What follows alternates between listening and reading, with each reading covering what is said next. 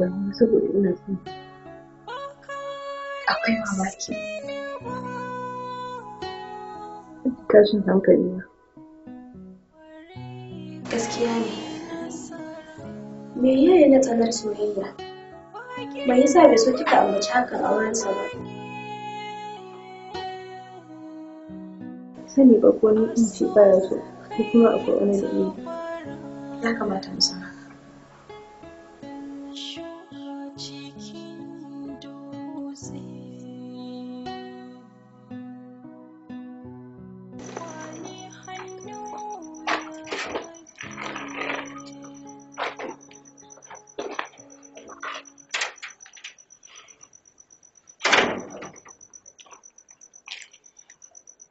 Na san ka san dalilin zuwa mu. Allah ya sa ba akan maganar da muke ɗazu ba. Kai ma ka san dole zai zama shi ne. Ni mace ce. Ina da daraja da kima da zan iya rike bakina akan san da nake yi kowane ɗa namiji. Ina matukar ƙaunar ka. Shi yasa har na iya buɗan bakina na faɗa ma abin da ke raina. Ki haƙuri. Zumuncin da ke tsakanin mu kada ya samu rauni. Ki dore da haka. Ina so ka faɗa mu. Ni din ce baka so ko kuma akwai wani dalili?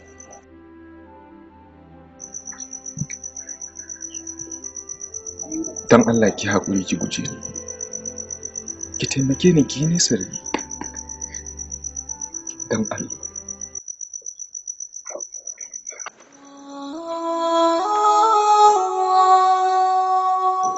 Ki haƙuri.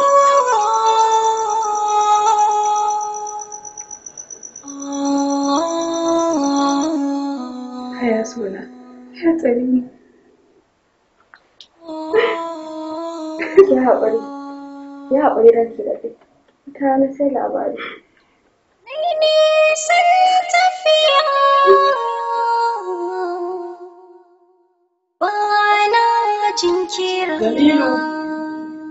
Jamilu.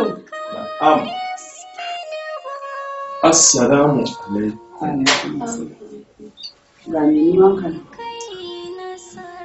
Na san ka san dalilin da ya kawo ni ne.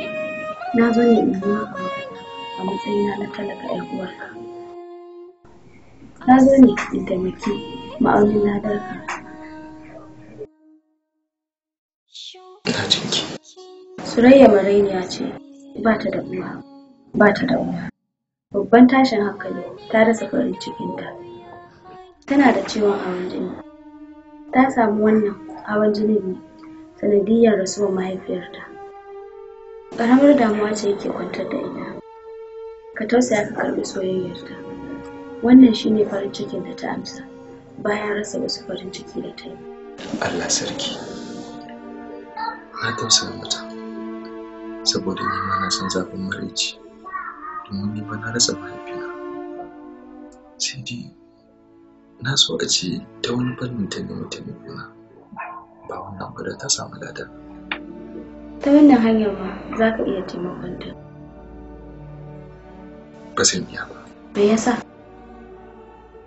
Wani sirri ne da yake birna a cikin zuciyata.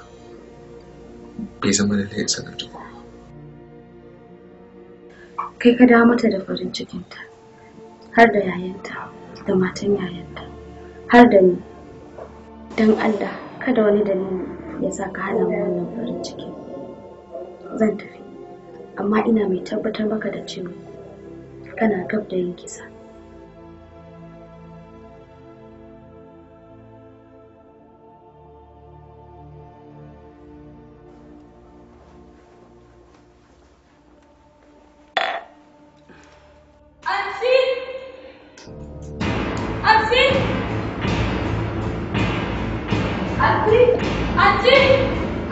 Ladi da lafiya me ya faru? Jikin Surayya. Inna lillahi wa inna Me ya faru da jikinta? Ya kare. Mu je.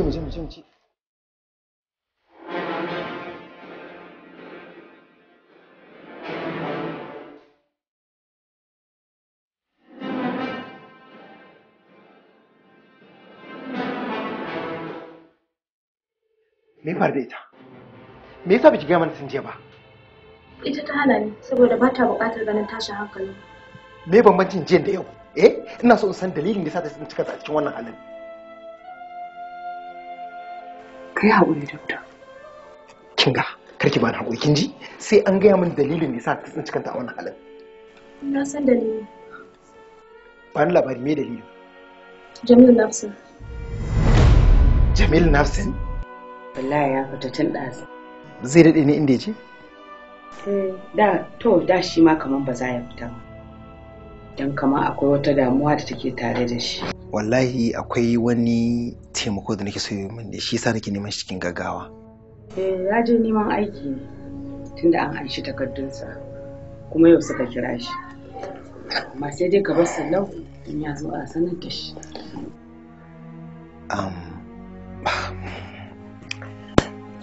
Idan ya zo ki ga mishi cewa Dr. Suleiman ya zo neman shi. Kuma da Allah ya zauna cikin shiri saboda an jima da dare zan turo a zuwa kawo shi gidana.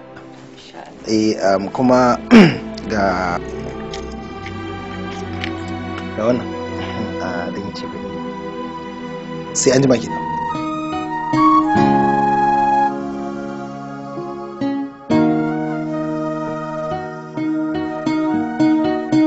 A rayuwa ka ɗauka cewa Allah yana ɗaukar farin cikin wasu ya danga a hannun mu.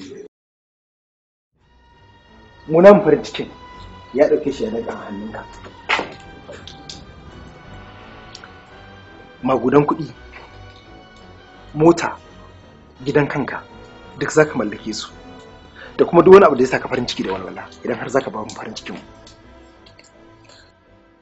Babu abin da nake ƙoƙarin yi sama da sama mutane farin ciki. Babu abin da nake koya sama da hakan. Sai dai kun zo lokacin da ƙarfina ba zai iya yin hakan ba. Menene a ciki? Kar ka manta, bai kamata in ɗauki komai in baka saboda kai soyayya da kamata. Saboda kyawunta da martabanta, darajarsu ya kai cewa ba da kowa ya kamata a ce ta yi soyayya ba. Amma da na ajiye wannan a gefe, ban yi la'akari da su. Kamar yadda na faɗa, ba zan yi amsan abin da ta miƙo min ba. Kai, kada ɗanyen kai da ƙuruciya ya sa ka je kai abin da za ka yi da na sani. Ka rasa farin cikinka, mu ma mu rasa farin cikinmu. Duk abubuwan da na lissafa na tabbatar da cewa kana son su. Haka zalika ni ma kuma ina son farin ciki na, zan iya kashe koma menene a cikin dukiyata saboda mallaki farin ciki na. Ba na so in jayayya ga ra'ayinka, saboda idan har ne hakan ranka zai baci. Amma ni ma dan Allah ka girmama ra'ayina. Kar ka zama mai son zuciya. Yanzu a kanka a ce mutum ɗaya, biyu, uku ko fiye da haka su rasa farin cikinsu. Haba, ka zama adali mana. Rashin adalci da babba da zan iya yi shine amsan soyayyarta. Bai kamata in dinga ji kamar kana so ka cusa min ita bane. Ta fi ƙarfin haka a wurina. Ta fi ƙarfin haka. Ya kamata ka ɗauki wannan a matsayin wata ƙaddara da ba za ka taɓa samun ta ba a duniya. Jamil.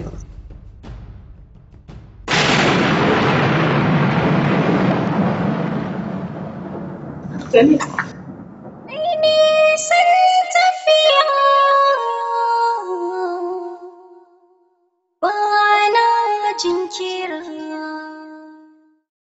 Kukan tsananta kake yi ko?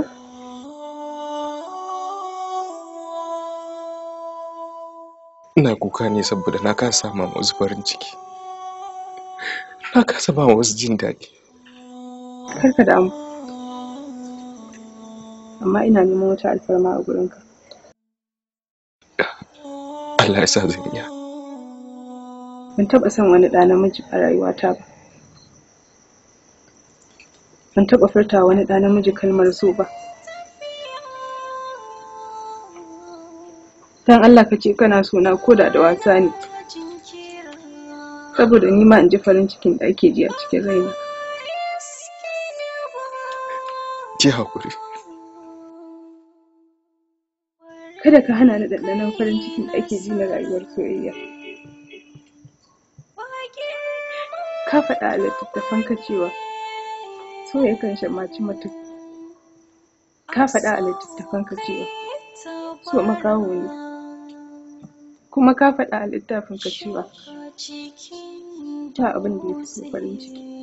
To me yasa za ka min rawa, Jamil? Na riga na daina furta wannan kalmar. Na sa makulli na rufe bakina. Na cilla shi a can wani kogi da ni kaina ban san iya adadin zurfinsa. Dan Allah ki haƙuri. Ki haƙuri. Kana da farin ciki na.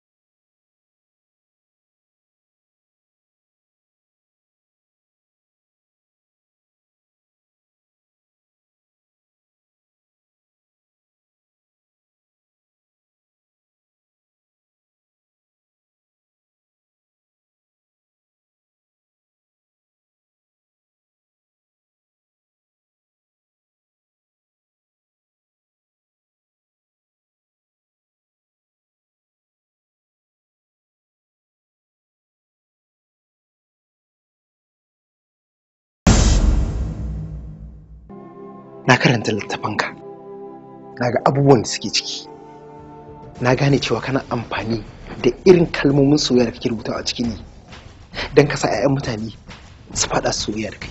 Ba ina yi bane don ɗan mata su so ni ko wani abu. Ni ina yi saboda na ga akwai wasu matsaloli a soyayya. Ina yi ƙoƙarin kawo gyara ne. Idan haka ne tunaninka, ka faɗi.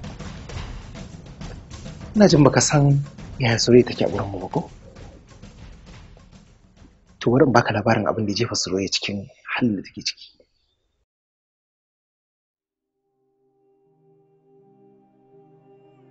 Lokacin da soyayya ta tafi makarantar kwana, ciwon ajali kama mahaifiyarmu. Ina lillahi wa inna ilaihi raji'un. Kaman dan sama kula.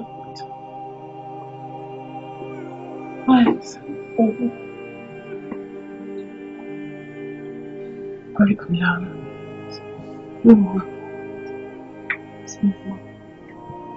Wannan ciwo sai na san da ba zan rayu ba. Ciwo ai ba mutuwa bane. Ciwo ba mutuwa bane Halima, amma wannan ciwo mutuwa zai yi.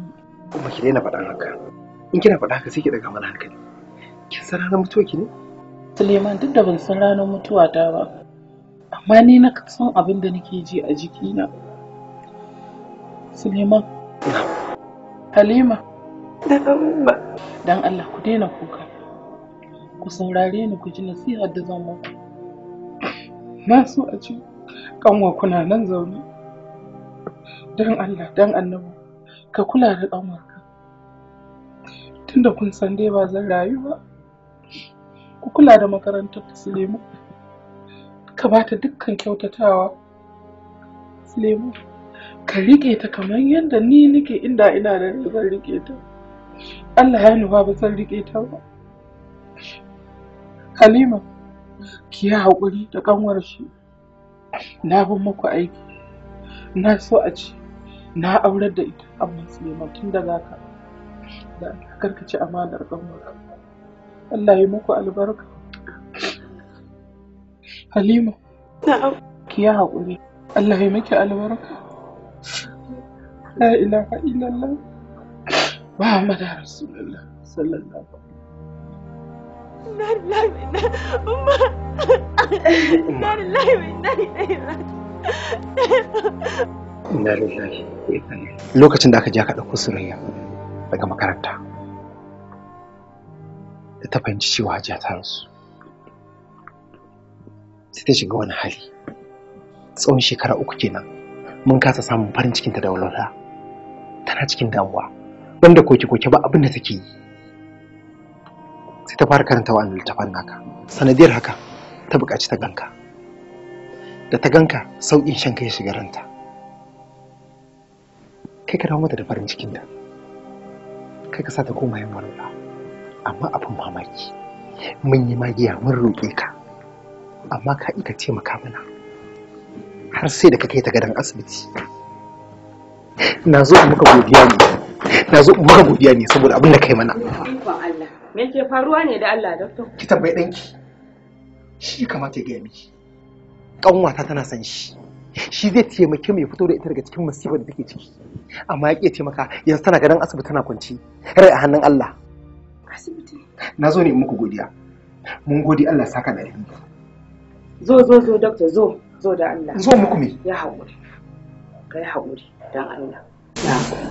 Kai kuma tunda tana gadon asibiti, ka je ka duba ta, kwanta mata da hankali. Zan ba ki rako da Allah karki sake. Zan ba ki rako. Zan ba ki rako. Salamu alaikum. Ya jikin nata? Me fara haka ne? Kai ne ka je. Nisa ka samu ta muku da ba za ka rike ka da komai ba.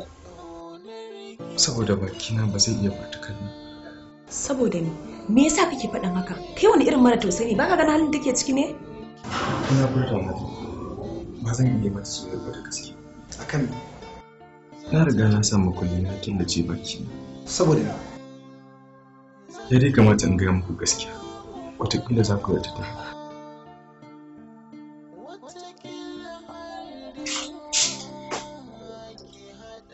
A rubuce-rubuce na, wani littafi zan rubuta wanda tafiya ta kama ni sai na tafi Jos. A nan zan samu dukkanin abin da nake bukata. To akwai abokina da muke karatu tare da shi, na sauka a wurinsa. Akwai wata ma'abuciyar karanta littattafai na. Mun yi da ita idan na zo Jos, za mu haɗu da ita ido da ido. Kina daga cikin mutanen da suke karanta littafi. Wataƙila daɗin da nake ji da su. Kila kuma abin da suke ji. Kuma jiya suke ji.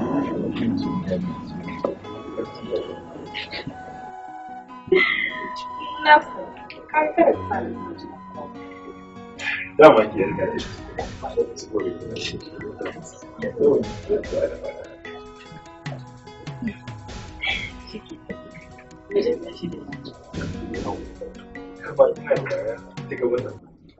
Waje daga nan sai mu gaisa.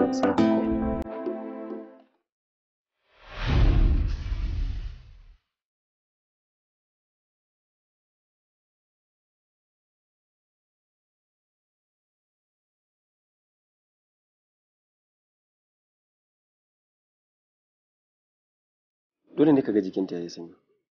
Saboda ka ambaci abin da ta rasa sama da shekara 2 da suka wuce kenan. Allah sarki. Ashe haka ne. Allah ya ji kansu da rahama.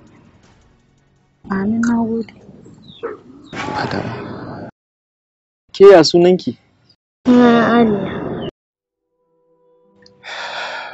Amina jaruma ce Jamil.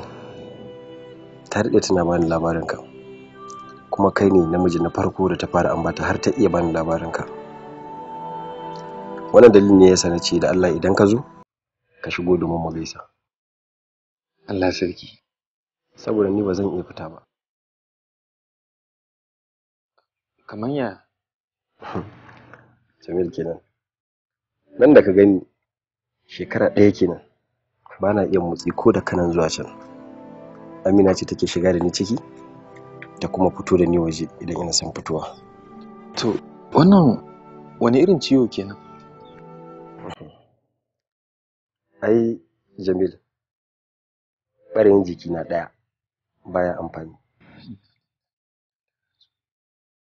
Amina jaruma ce. Ita take kula da makarantar yarinyar nan, take kuma ɗaukan ɗawainiyar mu da abincin da za mu ci. To ta yaya? Kowace sana'a da 'ya mace za ta yi ba tare da ta zubar da mutuncinta ba, Amina ba ta bari ba. Tana wanki a cikin gida da kuma folio. Da haka ne take samun 'yan kuɗaɗen da take taimakon mu da shi. Kada ka ji tausayi na Jamil. Saboda Allah yana tsara wa bawan rayuwarsa ba don baya son sa ba. Wataƙila hakan shi ne ya fi zama alkhairi.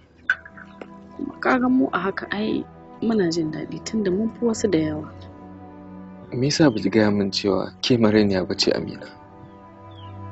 Me yasa baki gaya min cewa akwai ɗawainiya a kanki ba? Me yasa baki gaya min cewa ki 'yar aljanna bace?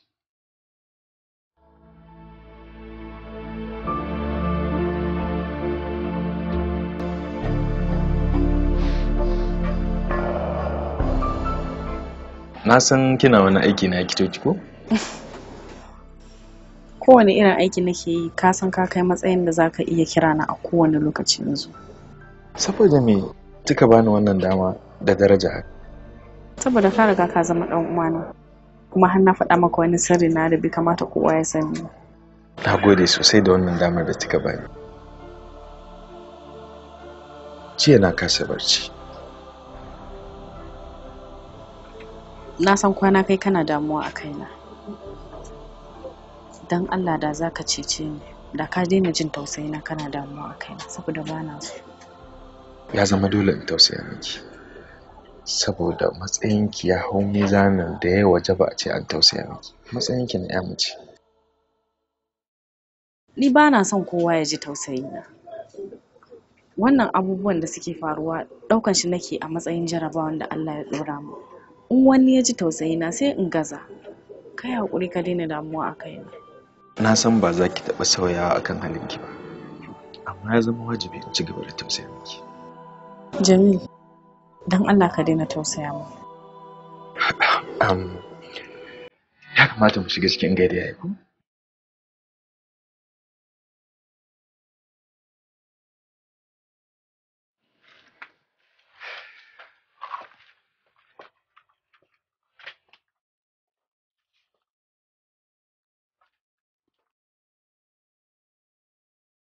Assalamu alaikum.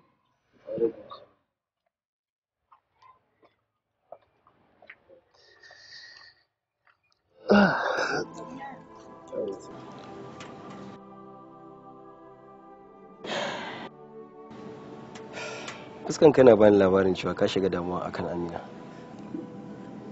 Duk wani mai imani ya kamata ya damu gani irin halin da kuke ciki. Ka da damar da kanka. Wannan ba komai bane a gurin Amina.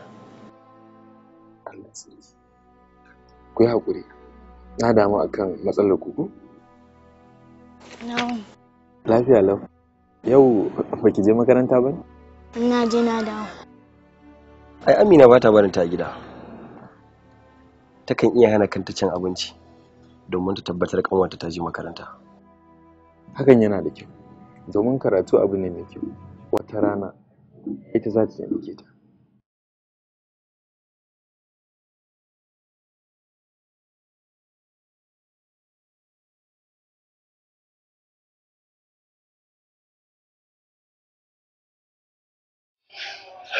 Ya kamata ki goma ko?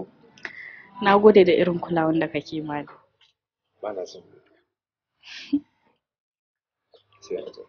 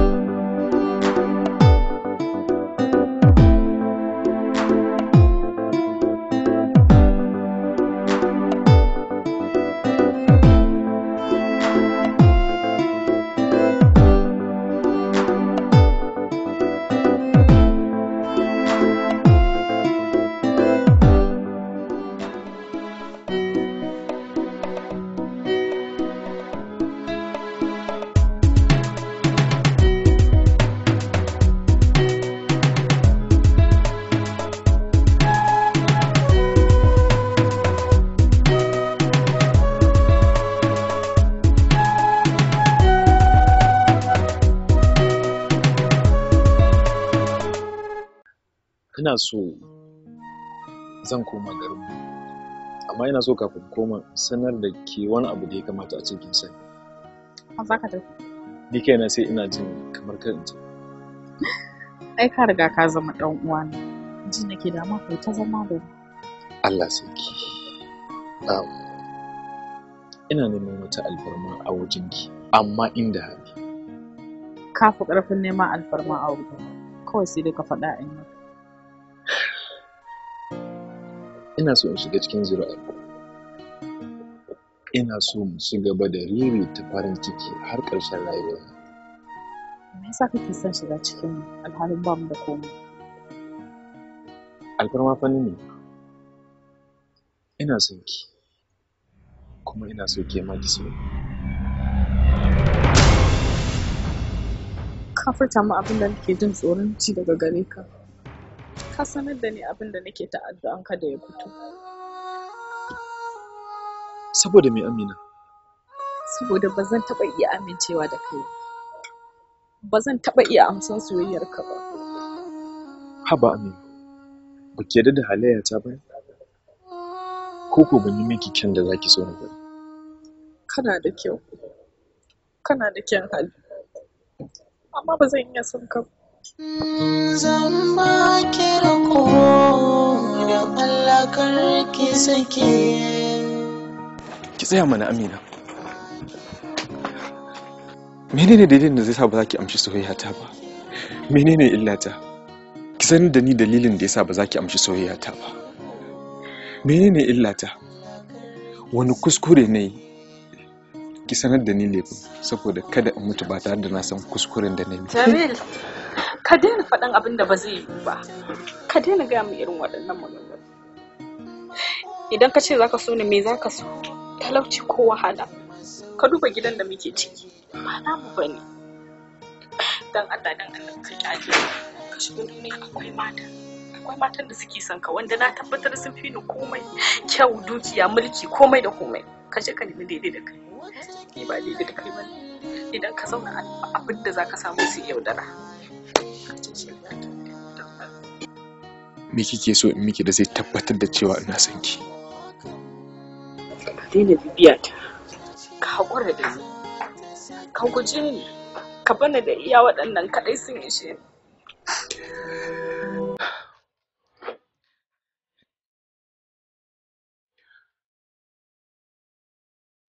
Idan gudunki shine hukuncin da kika yanke, zan yi domin ki tabbatar da cewa ina son ki. Jamil.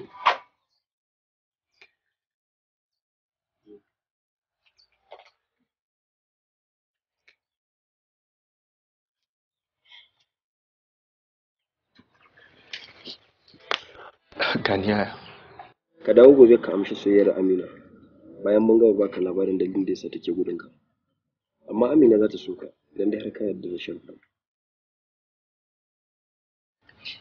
Na gode.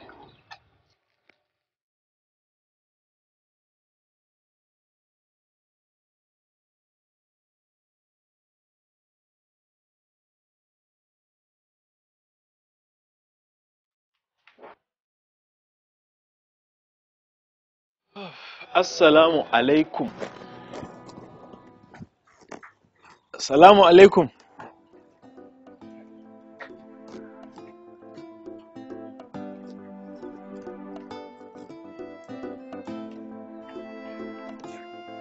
Assalamu alaikum. Assalamu alaikum.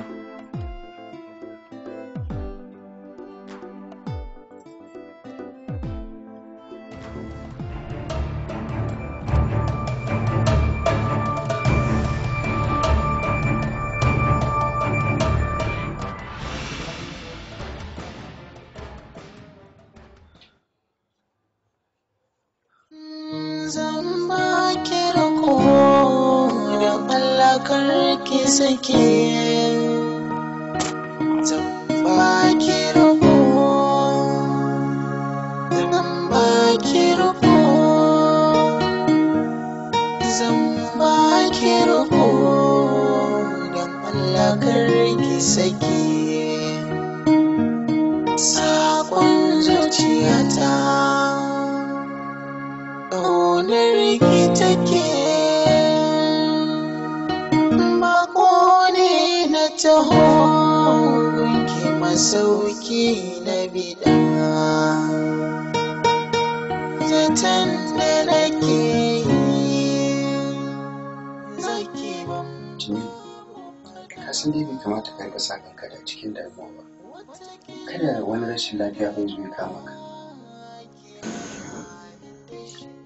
me yasa zan sani maka bayan ta san cewa ina son ta me yasa za su bar gida na san kuma bai dinga da su na san ba dinga da su kuma saboda ba su da karfi me yasa za su bar gidan saboda na fahimce ka amma duk da haka kai haƙuri na san dole ka shiga damuwa amma ka bar ma Allah da za su bayyana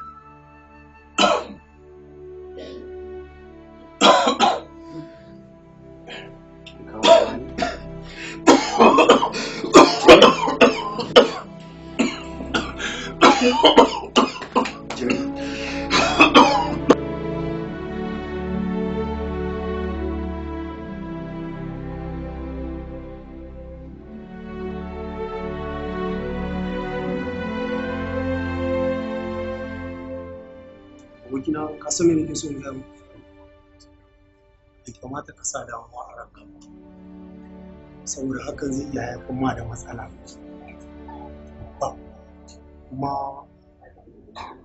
zai iya zame ma dalilin da zai haifar ma da cutar da zai wahalar ma gaskiya saboda haka you have to be very careful karin very careful ka ji abin da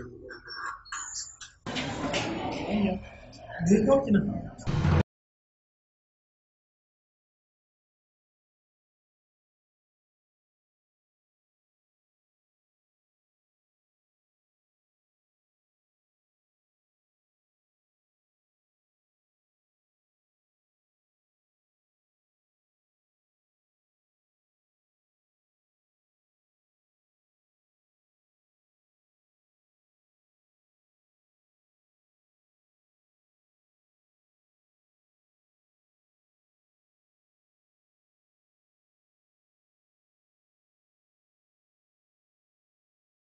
cewa kuna asibiti.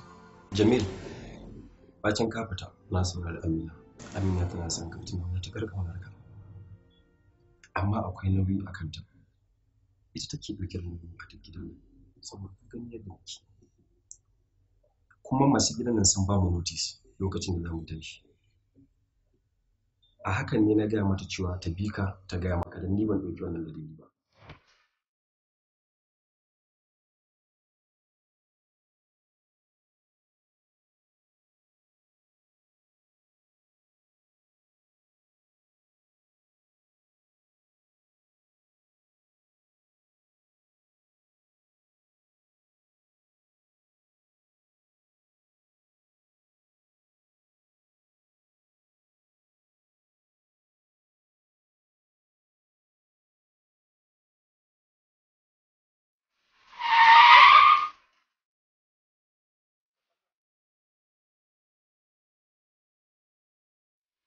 Garin dawowa shi ne hatsarin laifa. Me yasa Amina? Me yasa ba za ki san da ni cewa kina so na ba? Jamil da kafa na kake so na da.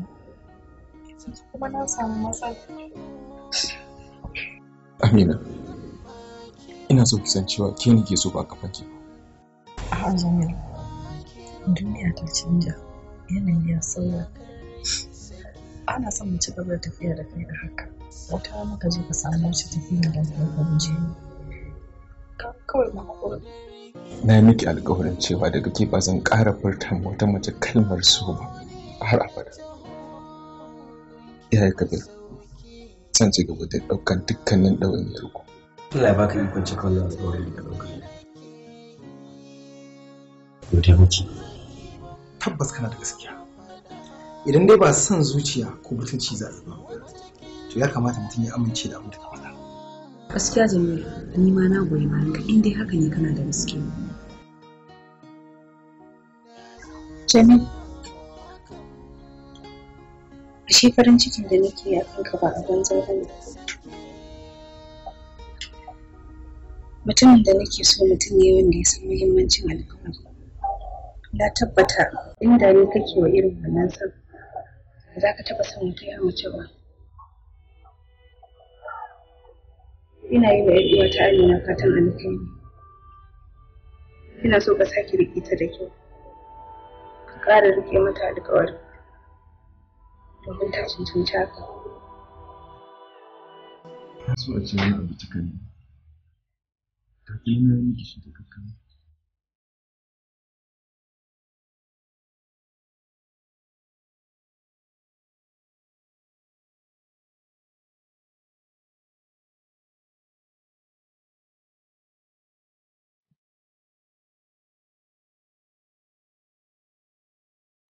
Ka daina kuka, ka daina nuna damuwa akan damuwa da ba taka ba.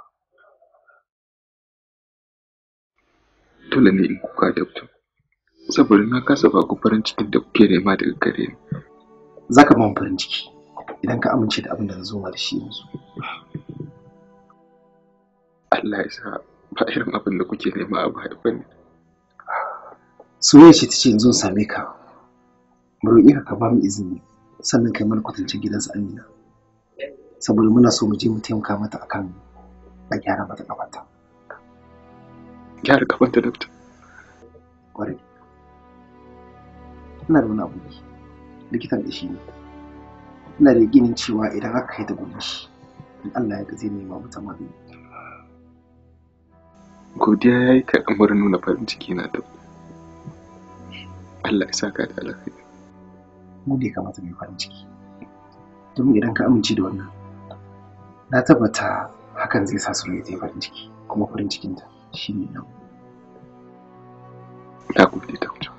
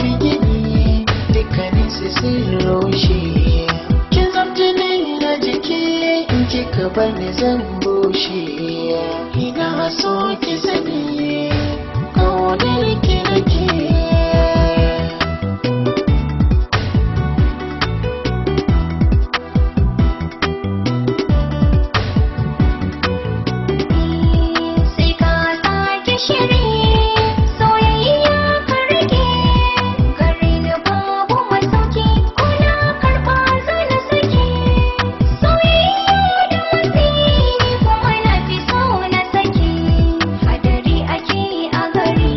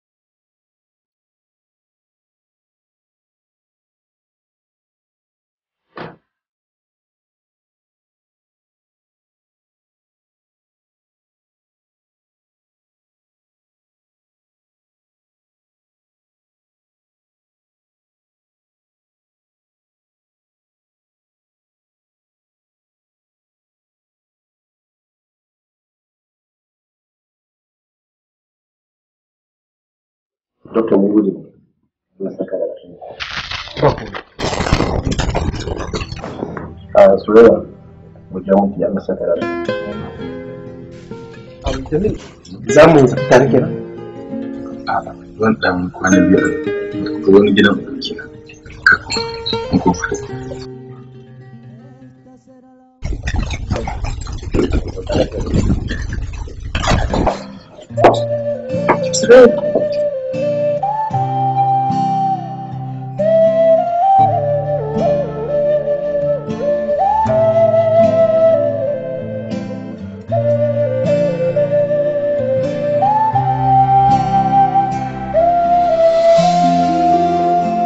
Sannan ina so roƙe ka wata hankali. Ina son ka haɗa mu da ni da Suraya kawai.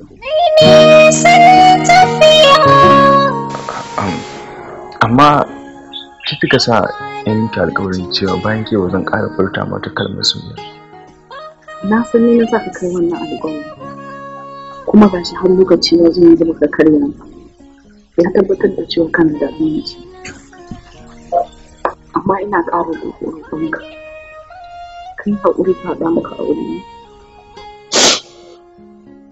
A'a, ba za a yi haka ba. Ba zan so rusa muku plans ɗin da kuka wa juna ba. Ba haka ba ne Suraya. Kina da tunani, kina da hankali, kuma kin fahimci halin da muke ciki. Kuma zan ji daɗi a ce ya haɗa mu dukan mu biyu ya aure mu.